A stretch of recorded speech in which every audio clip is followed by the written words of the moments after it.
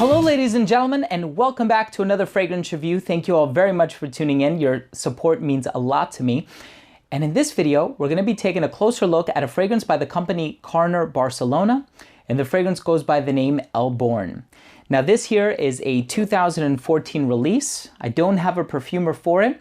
I know that the creative director and the founder of the company, Sarah Carner, the company is a Spanish company. It was founded back in 2009. I actually had the opportunity to meet the creative director, Sarah Carner, at an event that was held at Oswald's a few years ago, and I had a wonderful time. Now, before I get into the review, I just want to mention that if you are interested in picking up this product, I'm going to leave a link down below to where you can purchase it from Euro Perfumes. Euro Perfumes sent me my bottle. They are located in New Jersey. Super fast shipping, reliable service, and they're very friendly over there. And the prices are right, a lot of hard to find niche fragrances.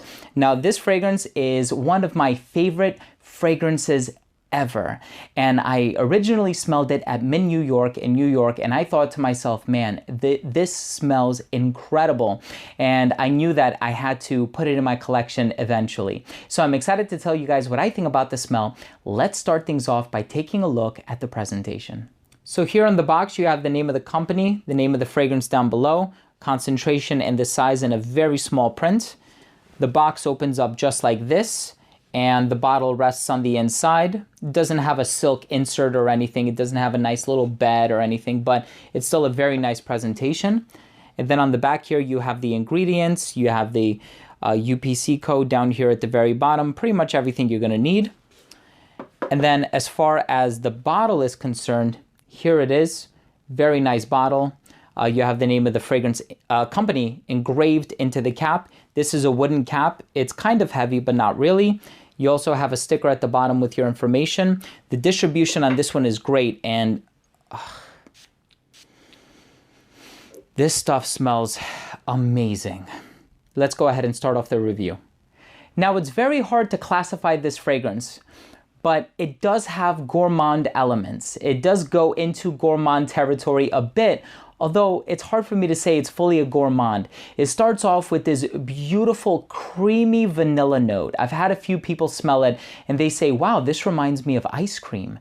Now, it doesn't smell like ice cream. It's not like a Vanille Insensé by Atelier Cologne, but it does open up with a strong vanilla note that is compounded with the note of honey. So if you don't have a picture in your mind as to what this might smell like yet, it has these other resins in there like benzoin and Peru balsam. I think those two actually smell very similar to one another, but they give this sort of smoky, resinous characteristic. What the resinous quality does is it makes it kind of exotic smelling.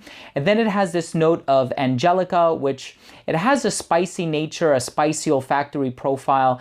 It's really hard to put the smell of this fragrance into words. I mean, look, there are so many ingredients. I'm just looking at the back of the box. It has Sicilian lemon, Calabrian bergamot.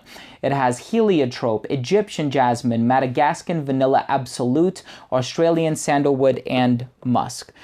Really, you're gonna get those gourmand notes and the resins that I mentioned. And then, yes, probably once it dries down, I don't get a lot of the musk, but you're probably gonna get a lot of that sandalwood. And it does retain that sweet, creamy nature in the base. That's the only reason why I'm saying there's probably a lot of sandalwood here too. But again, it's all about those opening notes. That initial blast is one of the most decadent, one of the most glorious and magnificent first whiffs that I've ever gotten in a fragrance. I am 100% impressed.